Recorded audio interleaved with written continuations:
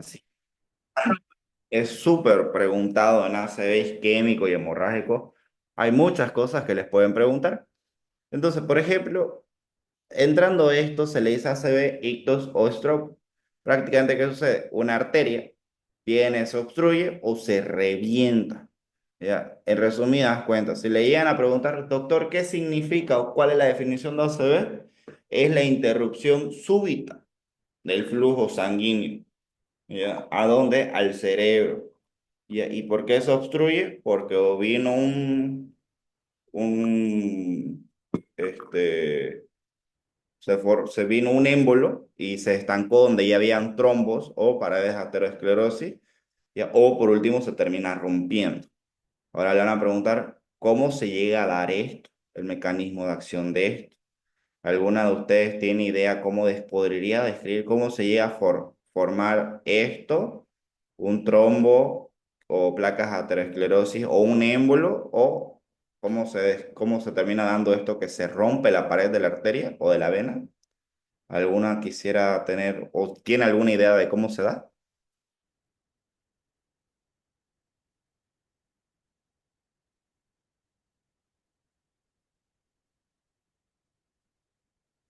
¿Ninguna? Ya no pasa nada.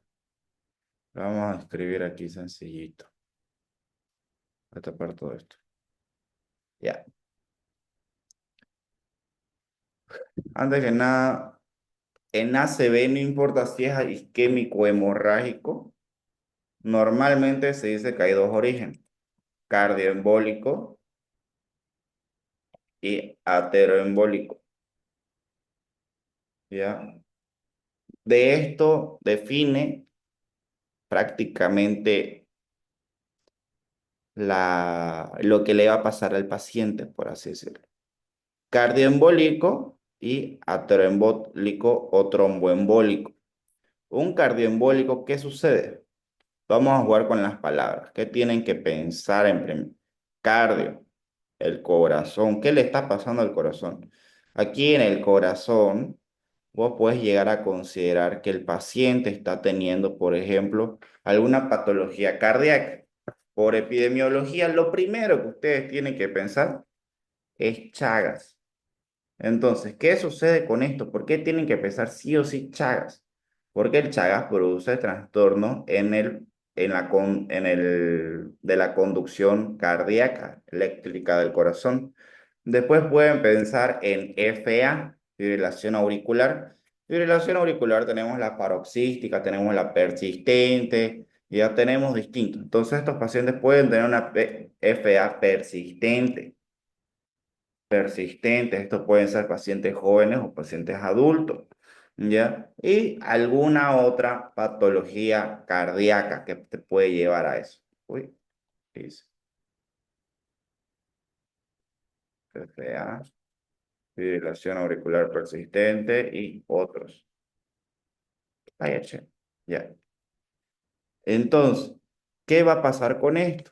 En esto de aquí, el corazón que está acá, que tiene que bombear sangre, ¿qué sucede? Si hay un Chagas, la patología del Chagas te va a producir bloqueos auriculoventricular. Normalmente tenemos onda P, QRS, onda T. Esto es lo normal. Cuando tenemos un bloqueo de primer grado, esta parte de aquí de la onda P hasta acá, hasta el QRS, ya se le dice que es el PR. El PR, anótense, tiene un valor que esto mide de 3 a 5 cuadritos. O en tiempo sería de 0,12 a 0,20 o directamente, dependiendo cómo lo quieran convertir, de 12 a 20, digamos, ¿no? Esto sería segundos y 12 a 20 sería milisegundos. ¿Ya? Entonces, sería esto. Ahora, ¿qué sucede cuando un paciente tiene Chagas? Cuando un paciente tiene Chagas, ya sabemos, viene la vinchuca, ya te pica, te deja su popó, te rascaste, te metiste su popó adentro, circula, tripomastigote, se replica en el hígado, después del hígado sale y ya avanza, y que va a empezar con el corazón. Le encantan los nervios del corazón. Va a empezar a ver un PR prolongado. Entonces, en vez de medir de 3 a 5, va a llegar a medir 6, 7, 8. Pero normalmente vamos a tener una onda P, PR prolongado, el QRS, onda T, y después onda P, y normal un QRS. Es que en alguna parte vas a tener un PR prolongado. Esto sería primer grado, ¿ya? Un segundo grado, tenemos dos, tenemos MOIDS 1 y un MOIDS 2. Bueno, esto es un signo romano 2, ¿ya? Un MOIDS 2. En el MOIDS 1 es que ustedes van a tener una onda P y este se le dice fenómeno de Weichenbach. Vas a tener un PR normal, después otra onda P con un PR ya prolongado, después vas a tener de nuevo tu onda P, muy prolongado el PR, ¿ya? Y después vas a tener una onda P tan prolongado que se va a bloquear. ¿Qué significa bloquear? Aquí con otro color. Esto significa de que no va a haber QRS. Entonces, como no hay QRS, se bloquea y aparece otra onda P y un QRS normal, o sea, un PR normal, mejor dicho. Este es el fenómeno de Weichenbach, ¿ya? En cambio, el MOID 2, ya, no es necesario que se vaya prolongando cada vez más hasta que se bloquee. En el fenómeno de Weichenbach, lo voy a hacer aquí arriba. Va a ir el MOID 2, es una onda P, tu QRS prolongado. Después tenés una onda P que se bloquea, otra onda P, tu QRS, tenés una onda P, tu QRS normal, onda T, otra onda P, se bloquea. ¿Qué significa? Que aquí no necesita que haya una prolongación, que cada vez vaya siendo más hasta que se bloquee. Puede llegar a haber onda P, o sea, una onda P normal con su QRS, seguido de una onda P sin QRS. Y a esos vos ya valorás un MOID 2 como leve, moderado o severo. ¿Qué significa esto? Que vos puedes tener 1-1. ¿Qué significa 1-1? Una onda P con su QRS normal, ¿ya? Una onda P prolongada con QRS, una onda P prolongada, lo vamos a hacer así, un PR normal, un PR patológico, o sea, prolongado. Un PR normal, un PR patológico. Eso significa 1-1. Cuando es así 1-1, ya es complicado, es grave. Pero hay otros casos que vos puedes tener dos normal, o sea, dos PR normal de 3 a 5 y y uno mal. Qué va a significar? Que tenés una onda P normal con su QRS normal, onda T. Otra onda P con el PR normal corto, onda T. Dos normales. Y el tercero y es una onda P y un PR prolongado.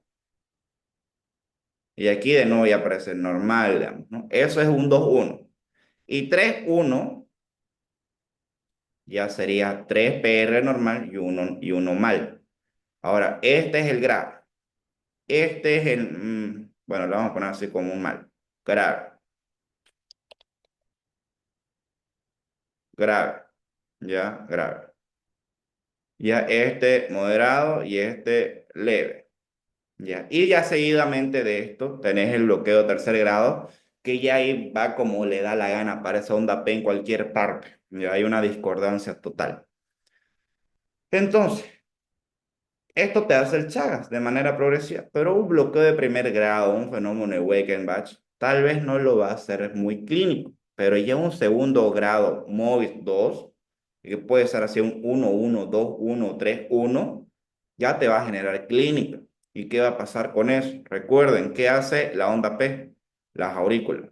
¿Y qué hace el QRS? Actividad ventricular. Si vos tenés aquí, acá, por ejemplo, no, este es primer grado. Estos que son de segundo grado, de segundo de MOID 2. tenés las ondas P y que se va prolongando. ¿Qué significa? Que esta aurícula, esto es lo normal, ¿ya? ¿Qué significa cuando hay un PR prolongado? Va a haber un espacio más largo. ¿Qué significa? Que ese pequeño espacio, que obviamente aquí lo he hecho más lento porque obviamente estamos hablando en milisegundos, ya ese espacio donde se tarda y ese PR largo, el espacio que de la aurícula baja al ventrículo para que haya esto, entonces la aurícula se contrae, pasa un rato, el ventrículo se contrae. La aurícula se contrae, pasa un rato, el ventrículo. ¿Qué sucede? Va a haber una estasis sanguínea. En esa estasis sanguínea es como que aquí esta sangre se llena, ¿ya? Llega la sangre, baja y lo normal es que sea, no sé, un segundo. Obviamente es menos, pero para que se lo imaginen. Pero aquí, como hay el bloqueo y aquí lo patológico es a tardar 3 segundos. Esos 2 segundos de diferencia va a significar que le va a costar 2 segundos de tiempo que salga sangre a todo tu organismo. ¿Y cuál es el problema de la sangre? El oxígeno. Entonces no va a haber oxígeno. ¿Y qué sucede? Puede ser que vaya a haber una disminución del flujo sanguíneo al cerebro, y si hay flujo sanguíneo que disminuye el cerebro, menos oxígeno en el cerebro, puede haber una ACV isquémica. Ahora, aquí pregunta, normalmente los cardioembólicos, y ya cuando es algo con Chagas, no siempre, pero normalmente ustedes pueden pensar en un ACV que tiene un nombre específico. ¿Alguna vez han escuchado un AIT?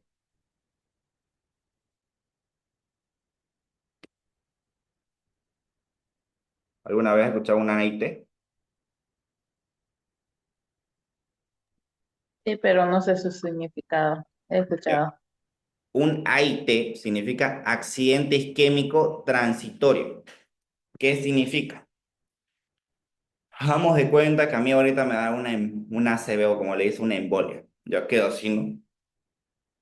Me llevan a la clínica, me hacen la tomografía, o sea, me ven, tengo la dilatación de las pupilas, me hacen el FAS, la cara desviada, sonría, todo chueco. Estoy con mi sonrisa Camacho, ¿no?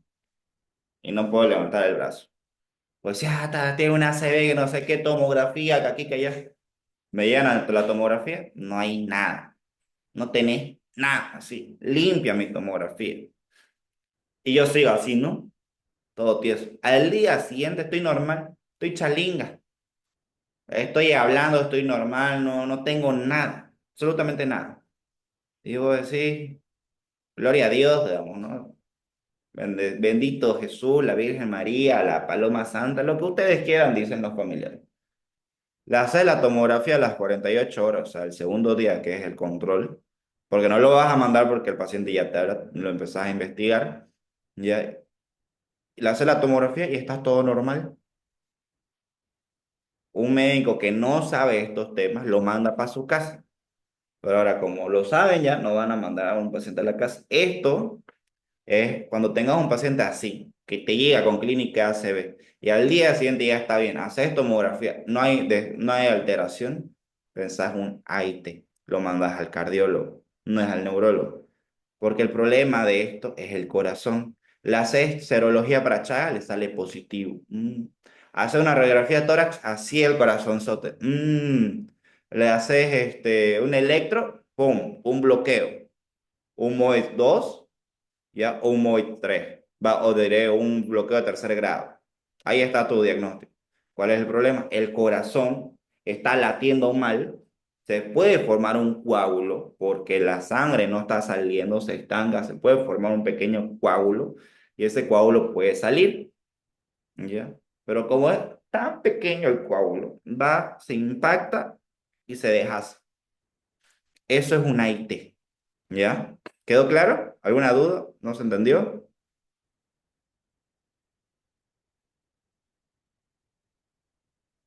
Quedó claro. Ya. Entonces, cardioembólico es eso. Ya. Es un problema del corazón. Ateroembólico. Ya. Otro embólico. Una persona que sea gordita, que sea hipertensa, diabética, se empiezan a formar las placas de aterosclerosis, pueden formarse no solamente en las coronarias, se pueden formar en otros vasos sanguíneos, igual en el cerebro, se pueden formar esas cosas. Entonces, por ejemplo, vamos a borrar todo esto.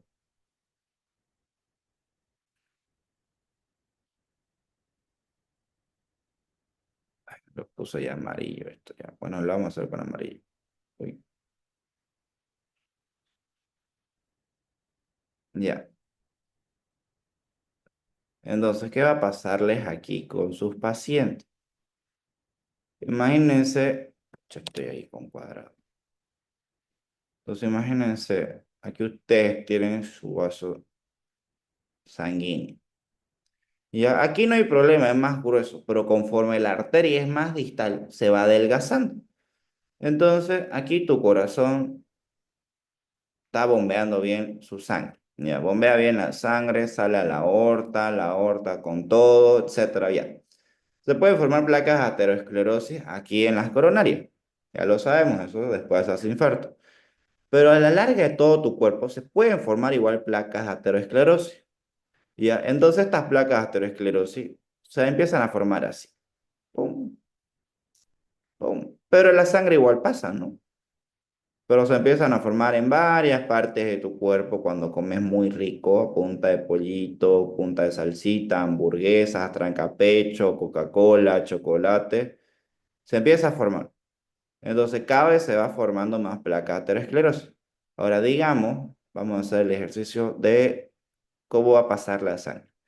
Tu sangre va a llegar por acá y circula, ¿no? Miren, sin problema. Pasa un flujo. Aquí está muy adelgazado, pero igual pasa el flujo. Pasa el flujo, pasa el flujo, pasa el flujo, pasa el flujo, sin problema. Aquí está más delgadito, pero igual pasa. Ya, perfecto. Ahora, ¿qué sucede? Si esto es una arteria del cerebro, ¿ya? Del cerebro, es un vaso del cerebro, ¿ya? ¿Qué pasa si vos tenés de otra parte de tu cuerpo, ¿ya? O de esta misma parte, se puede llegar a desprender. A esto se llaman trombos. Trombo es lo que está adherido a la pared de algún vaso. Eso es un trombo. Estos trombos pueden embolizar, que migran. Entonces, si uno de estos trombos se suelta, no sé, por la presión arterial alta, se termina soltando, ¿ya? Se va a soltar este trombo, se suelta un pedazo y ese pedazo va a migrar. Entonces va a llegar acá, pum, y aquí va a bloquear. O digamos que por último ahí termina pasando o aquí va a bloquear. En alguna parte, este émbolo que se soltó va a ir y se va a impactar y va a ser como que va a ser un accidente automovilístico o un tráfico incruzable, así. Entonces aquí ya la sangre ya no va a poder pasar. Se estancó o aquí se estancó. No pasa la sangre seca. A esto se dice, obviamente ya sería un ACV isquémico, pero esto sería de origen aterotrombótico. ¿Ya? Es un trombo que ha podido embolizar una placa de ateroma, ¿no? Entonces, eso es la diferencia principal. Entonces, ya saben, ACV, la interrupción del flujo. Ahora me van a decir, ¿y el hemorrágico? Ahorita vamos a llegar ahí. Pero aquí en el isquémico, ya saben, es eso. Entonces, aquí nosotros tenemos dos opciones. O es hemorrágico o es isquémico. Aquí le dicen popularmente el derrame o la embolia. Aquí vean, aterotrombótico, cardioembólico, infarto lacunar, inhabitual, indeterminado. Y aquí, hemorragia cerebral, parenquimatosa subaracnoidea. Más sencillo incluso de ver. ¿Ya? Vamos a entrar un poquito más en detalle. Entonces, en esto de accidente cerebrovascular, tenemos estos tipos en el isquémico y estos tipos en el hemorrágico. En el hemorrágico no hay donde perderse, ustedes van a ver imágenes hiperdensas, blancas, las vamos a ver más adelante. En cambio, en esto puede ser un accidente tromboembólico o aterotrombótico, que es como les dije, ¿no? ¿Ya? O simplemente un embólico o lacunar, ¿ya? Entonces, la diferencia es esta. Vos vas a ver, obviamente no lo vas a ver negro, pero esta área que vas a llegar a ver en la tomografía que está con ese tema que se dice, es una ACV, se le dice área de penumbra, ¿ya?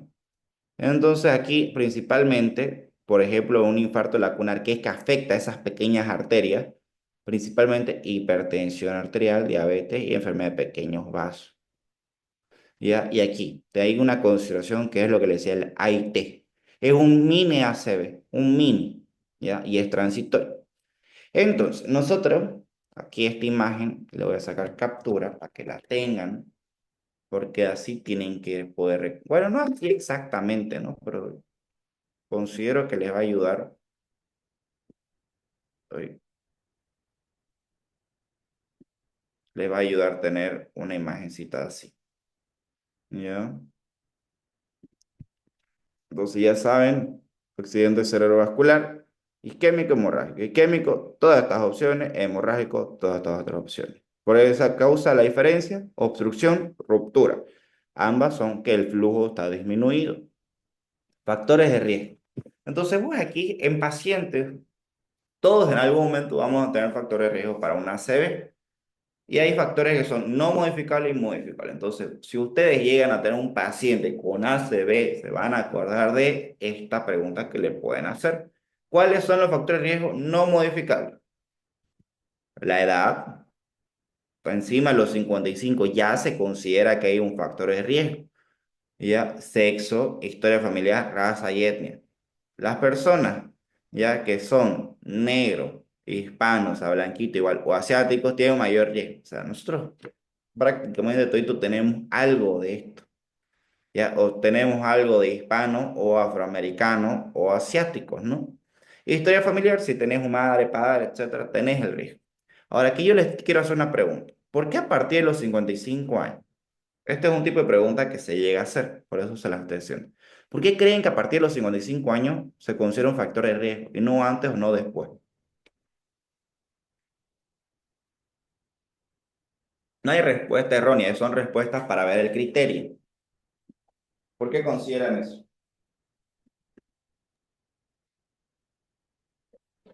¿Mm?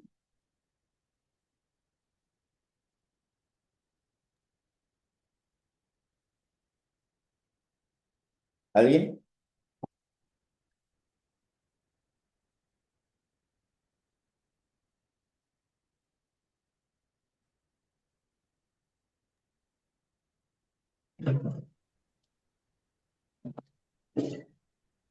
Este, porque en realidad a la edad ya es un factor de riesgo, ¿no? Hay personas que poco movimiento, Ujú. personas con enfermedades de base que pueden llevar, eh, que hay más un deterioro, ¿no? Tanto en la función cardio, cardíaca, Ya, está bien. A eso le vas a agregar las comorbilidades. Conforme la edad, puedes llegar a tener más comorbilidades. Dentro de eso de la edad, como decís, ¿no? Hay disfunción cardíaca, menos movimiento. ¿Y qué significa todo eso? El paciente no se mueve. Si no se mueve, para comiendo todo el día. Y si no come todo el día, come más de lo que necesita. más Soporte. sedentarismo, ¿no? En ese caso. Exacto, sedentarismo. Ya, entonces, si un paciente está todo el día echado en su casa, no se mueve y solamente come, ya se está pasando de sus calorías diarias. ¿Qué significa? Se va a engordar. Y el tema no es que se engorde. Pero dígame ya a los 55 años a tu abuelito, ¿no? O a tu mamá no le va a interesar quién la mire si ya está casada y todo. ¿Ya? O a los hombres, ¿qué les importa? Están así con la petacanga. Pero el tema son los vasos arteriales. Se llenan de placas de ateroma. Y a eso le sumas sedentarismo, afecta. Y a eso, ¿qué le más le sumas con la edad? Que también tienen otros vicios, tienen otras malas. Eso ya es más modificable. Pero está relacionado el tema de la edad con ese factor que es modificable, pero cuesta. Entonces ya lo metes ahí y en edad consideras comorbilidades de otras enfermedades. Y aparte con edad, aquí una pregunta. Obviamente, si tienes 55 años, tienes más riesgo de tener placas ateromas, ¿no? Que una persona de 40. Pero aquí la pregunta es, ¿a partir de los cuántos años se forman las placas de ateroma? Es una pregunta jodida. ¿Alguien tiene idea? ¿Las placas de ateroma a partir de los cuántos años se forman?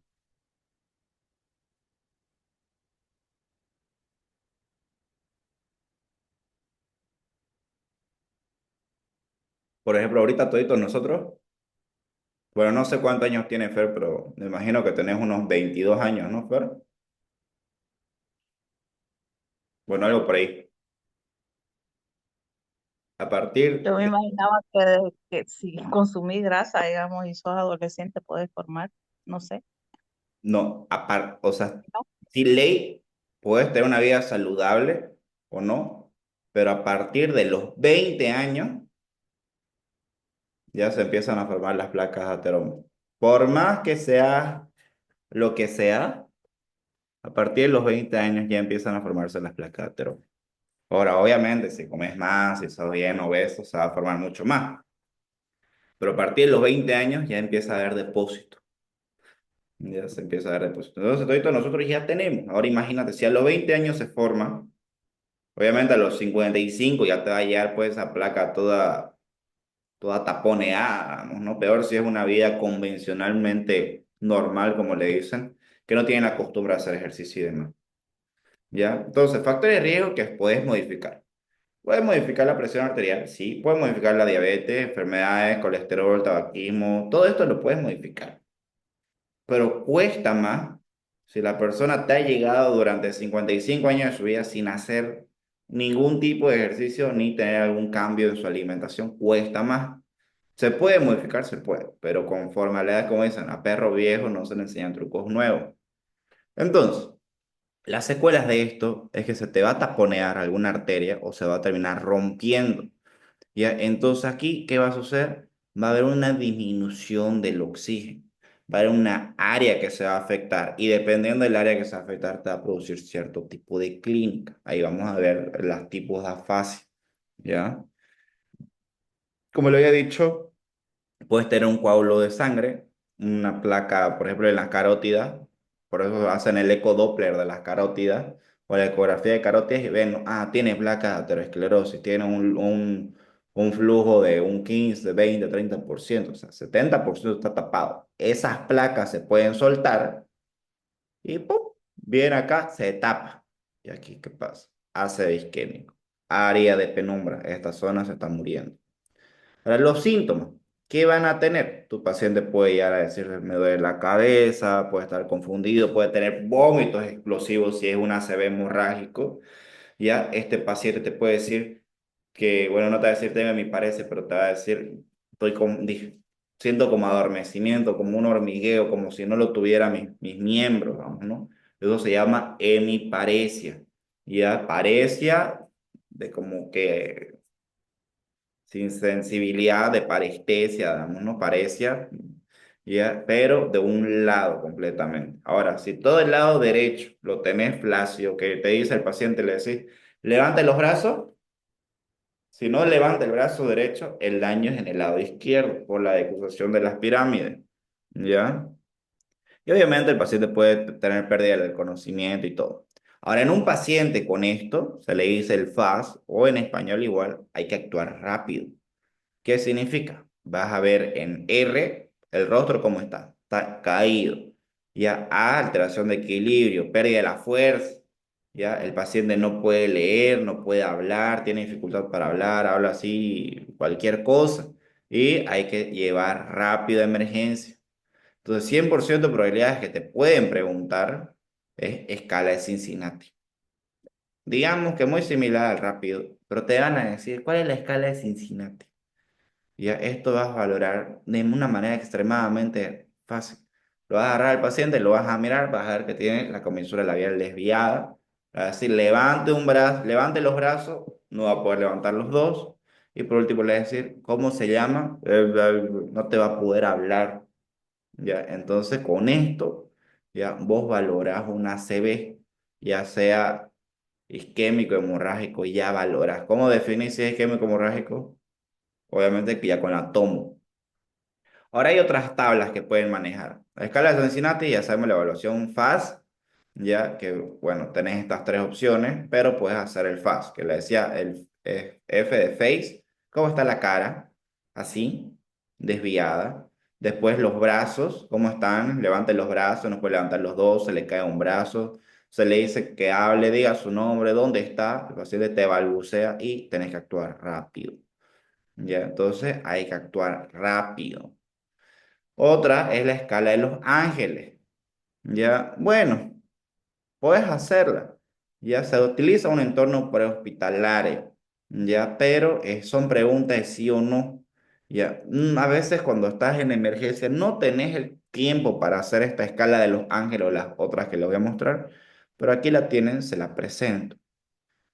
Y obviamente Glasgow. Aquí tienen que aprenderse el Glasgow, sí o sí. ¿Ya? Entonces, por ejemplo, vamos a hacer ahorita un ejercicio. Hagamos de cuenta de que yo soy un paciente y que me tienen que valorar. Yo estoy así inconsciente, estoy con los ojos cerrados, estoy así, tapado con frío, y vienen y le va a decir el doctor, valoren el Glasgow del paciente. Ya lo debe poder valorar, pero vamos a hacer un pequeño ejercicio. Se le van a acercar al paciente y le van a decir, señor, señor, ya, ya, porque estoy con los ojos cerrados, ya se acercaron, no abrí los ojos. Yo no abría los ojos porque normalmente si el paciente está con los ojos abiertos, ustedes se acercan y de manera espontánea, los mira. Pero si estoy con los ojos cerrados, estoy ahí, ustedes hacen bulla, lo que sea, no abro los ojos, ok. Apertura espontánea no tiene. Ya me dicen, señor, señor, no abro los ojos, no los miro, ok. Ya me empiezan a tocar, me empiezan a pinchar, algunos agarran el bolígrafo, pellizcan con el bolígrafo, como ustedes quieran. Y ahí recién abro los ojos. Apertura ocular al estímulo doloroso son 2 puntos. Después agarran, ya que un paciente con una ACV, usted le van a decir, diga su nombre. Ya, respuesta verbal, yo no puedo decir mi nombre. Ya no puedo decir mi nombre, no te llego a responder. Ya, o si te llego a decir algo como que si estoy confundido, me llamo zanahoria, damos, ¿no? Estoy confundido, palabras inadecuadas. Y ahí vos ya te vas a jugar entre 3 y 2 puntos, entre 4 y 3 puntos. Pero si yo ya te llego a hacer así balbuceo completamente, sonidos incomprensibles. Normalmente, un paciente ya en secuelas de ACV son sonidos incomprensibles, porque ya hay algo que se llama afasia. Puede ser una afasia de Broca o una afasia de Wernicke, ¿ya? Cuando está en las primeras horas del ACV, el paciente te puede responder de manera confusa, lento pero confundido, ¿ya? O ya te va a decir palabras inadecuadas. Después, en la respuesta motora, el paciente, dependiendo del grado del ACV, porque esto puede ser desde las primeras horas hasta después de 2, 3 días, el paciente te va a tratar de obedecer órdenes, dependiendo del grado de la severidad, que eso ya dependiendo de cuánta es el área isquémica o hemorrágica. Le dicen, levanta el brazo, te va a tratar de levantar el brazo, pero no va a poder. Entonces ya vos valorás un Glasgow, ya para tener en cuenta, paciente con Glasgow, a ver, suman. 2 más 3. 2 más 3 son 5, más 6, 11. Glasgow de 11. Tu paciente, digamos, tiene una pequeña alteración, digamos, ¿no? Tiene una pequeña alteración que podríamos considerar que sería moderado, pero no es como para decir, pucha, como un paciente tequeado, ¿no? Obviamente son contextos diferentes, pero más o menos así tienen que tener en cuenta para valorar a un Glasgow. Después tenemos otra escala, la escala de Nice, ¿ya? Esto no lo van a hacer en emergencia, esto para que lo puedan ustedes tener en cuenta que existe la escala de Nice. Por esta es la razón que no creo que lo vayan a poder valorar en emergencia, ¿ya? Porque es larga esta tabla. Después tenés la escala de Rankin. Esta escala de Rankin es para ver el grado de discapacidad. Por ejemplo, una escala de Rankin modificada 0, el paciente no tiene síntomas. O un grado 1 tiene tal vez una pequeña alteración, pero en cuestión de las actividades diarias. ¿Qué significa? Tal vez tiene dificultad para comer, para servirse agua, ¿ya? Pero son cosas habituales diarias que a la hora de la hora no tienen una repercusión grande.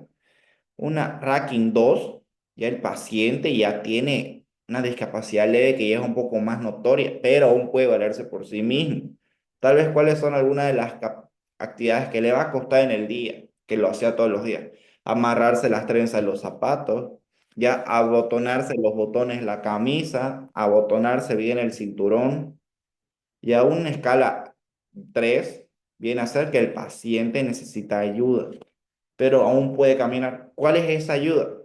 Tal vez bañarse, asearse, limpiarse el trasero, cepillarse bien los dientes, cocinar, ¿ya? Pero puede caminar. Ya un grado 4 ya es severo. El paciente ya no puede caminar si es que alguien no lo está ayudando y necesita que alguien sí o sí lo esté ayudando en sus necesidades corporales. ¿Qué quiere decir? El paciente no se puede bañar, no se puede mantener estando parado en la ducha, no se puede limpiar el trasero porque se quiere limpiar, salir para adelante, o sea, necesita ya sí o sí alguien. Un A15, el paciente es un paciente postrado. No puede valerse por sí solo, necesita ayuda para todo. Y a grado 6 es un paciente que fallece. Esto ya lo valoran más los de fisioterapia. Después tenés esta otra, que esta escala la tienen que hacer sí o sí cuando es un paciente con un AIT. ¿Por qué? Porque con esta escala ustedes van a valorar el riesgo que pueda tener ya un ACV. Perdón. Por ejemplo, van a tener que valorar la edad. ¿Cuántos años tiene su paciente? Si tiene 50, 40 años, no pasa nada. Pero si tu paciente ya tiene más de 60 años, ok, un punto. Entonces, aquí normalmente a las personas que lean, recuerden, el Chagas tiene un periodo de ventana. Si el paciente le vino Chagas o tuvo su infección o tenía 20, 40 años, sus 40 años, no sé, porque se fue al campo o lo que sea, tiene su periodo de ventana de 20 años, ya, o incluso, puede ser a veces menos como puede ser más, entonces, y encima, después de los 60 ya tiene comorbilidades de todo un poco, entonces, 60 años, aquí te vas a tener en cuenta. La presión arterial, ¿cómo tiene? ¿Es hipertenso? Si es hipertenso, suma otro punto, vean, 140 más de 90. Ahora, características clínicas. Tu paciente tiene debilidad unilateral. Si tiene debilidad unilateral, ¿qué quiere decir? No puede levantar el brazo derecho, tiene dificultad para caminar, debilidad muscular en la pierna derecha, debilidad unilateral, ya son 2 puntos. Si el paciente tiene dificultad para hablar, ¿ya? Tiene alguna dificultad para hablar, algún tema así de balbuceo, dificultad para entablar conexión de palabra, otro punto, ¿ya? Y la duración. Estos síntomas, ¿cuánto tiempo duraron? 2 puntos si los síntomas duran 60 minutos o más. Un punto si dura entre 10 a 59 puntos. Entonces, normalmente vean, estos pacientes, como yo les había dicho en el AIT, te llegan y están así todo un día o están 6 horas. 2 puntos. Entonces, con todo esto vas sumando y de último la diabetes, y vas viendo, si aquí tu paciente te tiene, por ejemplo, acá mi abuelita materna tuvo una IT. Mi abuelita materna tiene, no sé cuántos años tiene, creo que tiene 66, pero ya tiene más de 60, tengo un punto. Y ya mi abuela es hipertensa, maneja presiones altas, no tiene buen control. Mi abuelita tenía debilidad unilateral, tenía aquí ya 2 puntos. ¿Ya? Y tenía problemas para hablar, tenía una debilidad, no podía pronunciar bien mi nombre, no podía comunicarse. Y aquí ya llevo 5 puntos. Los síntomas le duraron unas 4 horas, ¿ya? 2 puntos. ¿Ya? Y por último, mi abuela es recontra diabetes. Tenemos 5, 6, 7, 8 puntos. Tengo 8 puntos, a ver, sí, 8 puntos. Bueno, tenía un riesgo más que alto mi abuela, ¿no?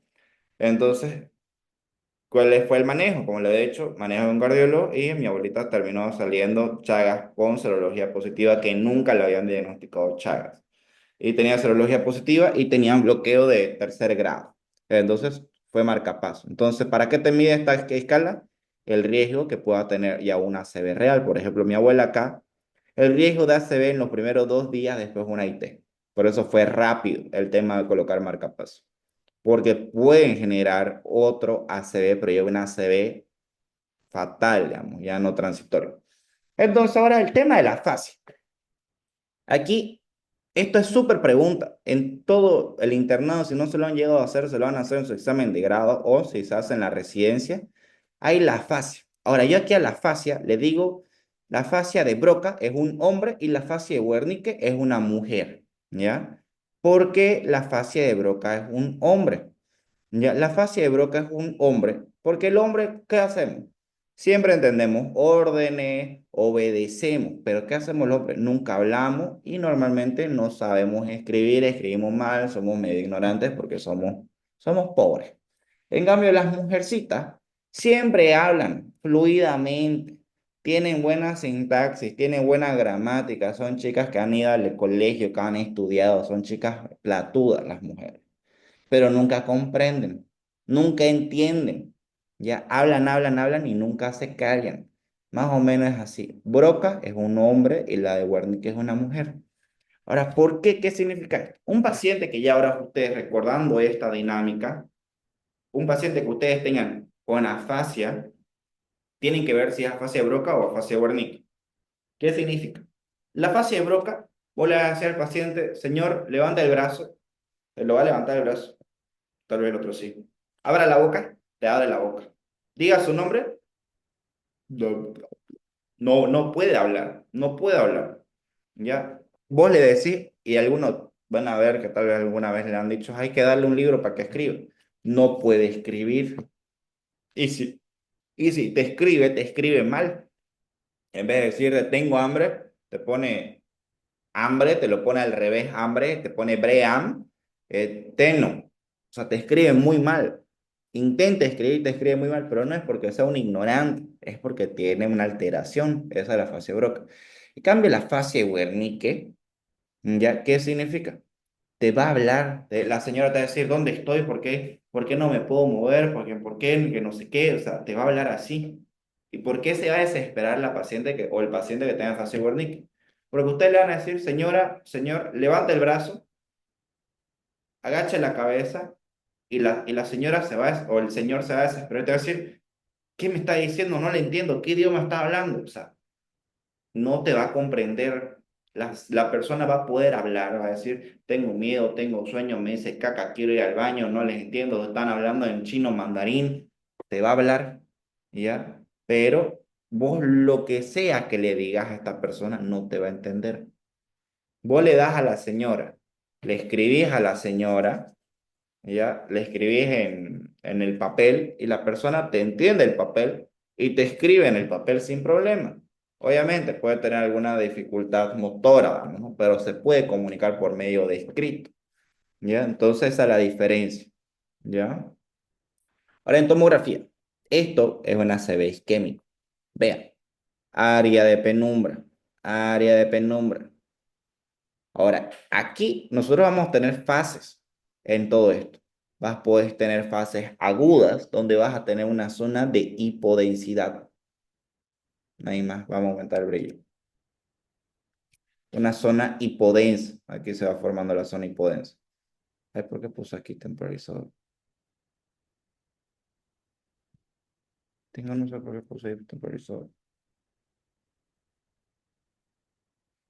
Ya, ya. Entonces vas a tener áreas hipodensas. Y obviamente, ¿por qué? Porque en esta área va a haber menor cantidad de sangre que va a llegar y va a empezar a formarse el edema. Y el líquido tiene esa tipo de densidad, de esa densidad media más oscurita, ¿ya? Y aquí vamos a poder toparnos signos de la arteria cerebral media, que en esta arteria cerebral media vamos a ver una imagen hiperdensa, arteria cerebral media, ya donde vamos a ver una imagen hiperdensa. ¿Por qué? Porque acuérdense que el problema ha sido de que en esta arteria ha llegado a obstruirse. Entonces, la tomografía, el rayo, va a captar ese coágulo y vas a ver esto hiperdenso, ya porque es el coágulo, es el signo de la arteria cerebral media. Ya vean, arteria cerebral media. Ya ahora, ¿qué es lo que ustedes van a tener una CV isquémica? El problema es este edema. Vean, ¿y cuál es el problema del edema? Aparte de este edema ser citotóxico, ya, que te va a producir un desplazamiento de la línea media. Vean, esta es la línea media. Aquí hay un ventrículo lateral y el ventrículo lateral aquí no está, está aquí metido, aquí está levemente metido. Y el resto, ¿dónde está? Se perdió porque hay un desplazamiento de la línea media. En cambio, vean acá, aquí queda una parte del ventrículo lateral y aquí no hay ventrículo lateral. Entonces esto hace este edema. Ahora, aquí una pregunta. ¿Por qué ustedes creen que un paciente con un ACV isquémico hace fiebre? ¿Mm? Y bueno, ya un ACV crónico, ya se va a ver un área delimitada que es prácticamente similar. Obviamente aquí ya puede quedar un poco de atrofia, ¿ya? Entonces, esto no. Bueno, antes de llegar a eso, ¿qué les había preguntado? Ahorita me voy a parar viniendo acá. Ya. ¿Por qué creen que un paciente con un ACV isquémico hace fiebre? Esto igual es importante que tienen que saber. ¿Por qué creen? Te llega un paciente con una tomografía, hace fiebre. ¿Qué le hacen al paciente normalmente? Darle ceftriaxona 3 gramos cada 12 horas. Madre mía. ¿Sirve o no sirve? ¿Qué opinan? Si me dicen que sirve, ¿por qué? Y si me dicen que no sirve, ¿por qué? Si no saben, díganme, yo se lo explico, no hay problema.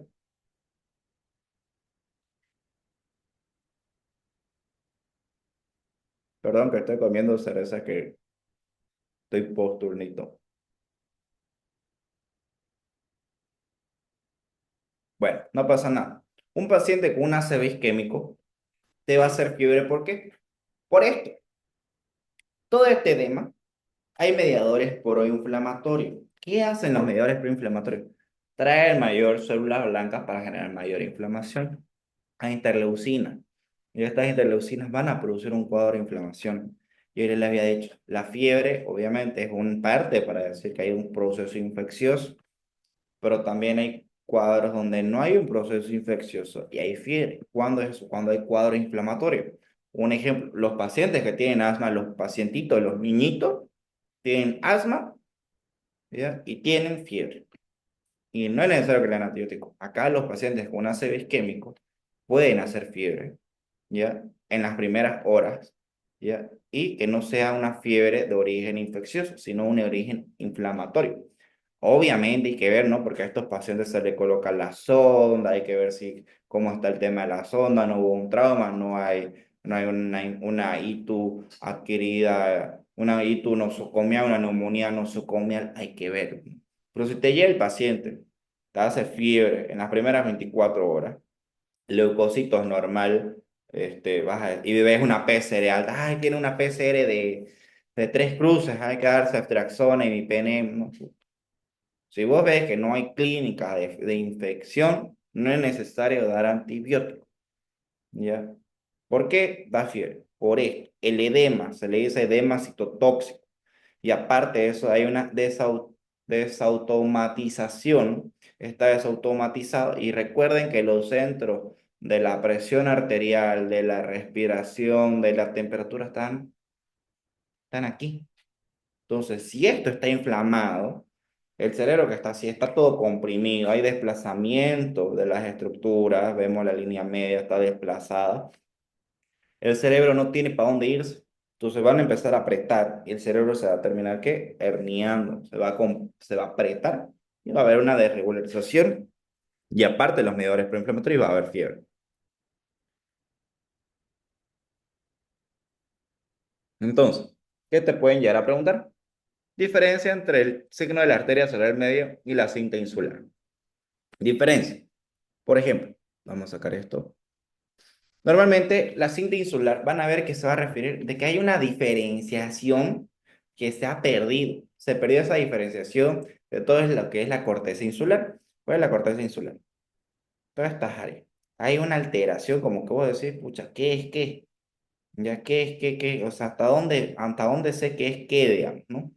Entonces vas a ver una pérdida en la que ya no vas a llegar a reconocer qué es qué en cuestión de, ¿será que esto es parénquima? ¿Será que esto es líquido cefalorraquídeo? ¿Será que esto es parte de la cisterna? O sea, no vas a poder diferenciar, porque normalmente un parénquima lo dan a ver armonioso, se va a poder diferenciar. Pero un paciente con un signo de la cinta insular no se va a poder llegar a diferenciar. Entonces esto es característico de un infarto agudo. En cambio, cuando vos vas a ver de este signo de la cinta insular, ¿qué sucede? Está la arteria, se tapa, no pasa sangre. Si no pasa sangre, no va a llegar oxígeno. Si no llega oxígeno, va a haber un deterioro. Va a haber un deterioro, va a haber una alteración, va a empezar a aparecer ¿qué? Va a empezar a aparecer edema, va a aparecer toda esa zona de penumbra que les digo. Entonces, todo eso nosotros vamos a considerar que viene a ser una alteración, esta signo de la cinta insular es una alteración de las estructuras que no podemos llegar a diferenciar. Como que se va anteponiendo, ya no sabes reconocer. No se diferencia bien el parénquima. En cambio, el signo de la arteria cerebral media, ya saben, está hipercaptando. ¿Por qué? Por el coágulo. Ya, el coágulo, la arteria que se ha tapado, está llena de coágulo, de trombos, se ha llenado ahí, y la tomografía te va a captar esto. Este es el signo de la arteria cerebral media. ¿Se diferencia? Es como que van viendo que obviamente en cuadros bien agudos esto no se llega a diferenciar. Todo se ve como uno solo. ¿Ya? Ahora, una ACV hemorrágica no hay dónde perderse. Una ACV hemorrágica, parenquimatoso, intraparenquimatoso. ¿Ya? Ahora, esto es lo que les decía, porque hay fiebre. Hay fiebre por la inflamación y hay una desregulación, mediadores proinflamatorios. Pueden considerar que hagan infecciones secundarias, pero tienen que ver el tema de las horas. Si el paciente está 6 horas, 8 horas, 12 horas, no va, muy probablemente no sea que haya infecciones secundarias. Y para descartar pueden hacer un hemograma. El hemograma sale en 1 hora. Pueden hacer un ego. El ego sale en 30 minutos. Lo pueden hacer. O si llega a haber una complicación post-ACV, puede llegar a haber una trombosis, ¿ya? O puede haber úlceras por decúbito. Entonces puede llegar a pasar también, pero no es literalmente tal cual. Entonces aquí hay un dibujo, como le decía, hay un edema citotóxico, ya sea que haya una ACV hemorrágica o una ACV isquémico, va a una área de penumbra, va a formarse un edema, ¿ya? Y este edema tiene las interleucinas que van a irritar y todos los centros de la respiración, como decía, están en el cerebro, en el hipotálamo. Entonces esto se va a terminar herniando y aumentar la PIC. Por eso es que deben recordar que le decían que a estos pacientes hay que monitorear la presión cerebral para evitar complicaciones. Ahora, ¿cuándo vas a tener contraindicaciones para colocar, por ejemplo, ¿cómo le decía? Este, antitrombótico, ¿ya? Anticoagular, ¿ya? ¿Por qué sucede? Ese ACV isquémico que está lleno de coágulos, tenés que deshacer esos coágulos. Entonces, pregunta igual de examen, creo que en otro tema se lo dije, hay contraindicaciones que son completamente absolutas que imposible le pueden dar. Si el paciente tiene una hemorragia activa, ¿qué significa? Si yo veo a un paciente que está con la boca desviada, con todo eso, y decir, ok, hay que pasarle antitrombótico, una heparina sódica, que no sé qué, no, haga una tomografía. Entonces esto le van a preguntar de la siguiente manera. A ver, Valeria, dígame las contraindicaciones absolutas para anticoagular a un paciente con un ACV. No te está diciendo si es ACV isquémico hemorrágico. Tienen que escuchar bien. Entonces, ¿qué vas a decir de entrada, Valeria? Imposible anticoagularlo, pasarle cualquier cosa si es una ACV hemorrágica. ¿Ya? ¿Por qué? Porque obviamente el paciente que tiene un ACV hemorrágico está sangrando y por los factores de la coagulación, por lo que después va a empezar a querer controlar el cuerpo. Entonces, si vos le das un fibrinolítico, le das un anticoagulante o algo, vas a hacer que sangre aún más. Si el paciente tiene trombocitopenia, si un paciente tiene trombocitopenia menos de 50.000, pues insuficiencia hepática severa, grave, grave. Ahora, relativa. Si el paciente tiene una hemorragia moderada, puede ser que tenga una úlcera gástrica. Si el paciente tiene tal vez alguna interacción con algún otro medicamento, algún tipo de antibiótico, antifúngico, ya si el paciente tiene insuficiencia renal moderada o hepática que esté compensándose, ¿ya? O si la paciente está embarazada, puede tener su valor, ¿ya? Entonces, esto íbamos a ver después de electro, ¿ya? Vamos a hacer preguntas. ¿Quieren o quieren ver un poco de electro que les enseñe? Sí, enséñanos, porfa, letra. Ya, ya. Ahorita les voy a volver a compartir. A ver, a ver, a ver. Tengo unas diapositivas que están mejorcitas, sí, para electro. Ya. En lo personal nunca he llegado a ver que pregunten de una manera muy frecuente electro, pero igual les va a servir. A ver, compartir. ¿Dónde está ahora mi cosa? Puta, a ver, ahora.